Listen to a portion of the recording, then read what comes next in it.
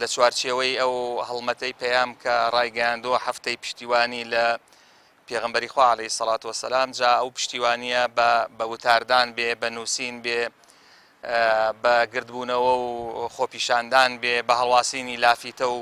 ئەوە بێ. لەو چوارچێوەیە ئەنجومەنی هەڵەبجەی تازەی کۆمەڵی ئیسلامی لە مەڵبەندی 12 ئەمڕۆ بە هەڵواسینی لافیتەیەک پشتیوانی خۆیان بۆ پێغەمبەری خوا عەلەیهی سەڵات وەسەلام دەربڕی و بە تەکید پێم خۆشە لێرەشەوە بڵێم کە ئێمە لە ناو جەماوەری خەڵکێک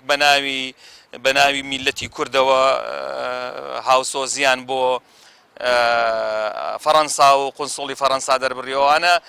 ئێمە لە ناو خەڵکی نەزانین بێزراون بەڕاستی، و خەڵکیش هەموو ئەڵێن جارێکی کە بەڕاستی قوبوڵ ناکەین بە ناوی ئێمەوە دژایەتی دینمان بکرێ و پشتیوانی بە ناوی ئێمە و پشتیوانی بۆ دژایەتی دین و بۆ دژایەتی پێغەمبەری خوا دەرببڕێ. هەڵوێستیانە بێ ئەم جارە خەڵک جەماوەر هەڵوێستیانە بێ بەرامبەر بەو قسانە، بۆیە حەق نییە خەڵکێک لە خۆیەوە بە خۆسەری، یعنی خەڵک ئەگەر ڕازی بێ نەوتەکەی بدزن، خەڵک ئەگەر ڕازی بێ موچەکەی ببڕن،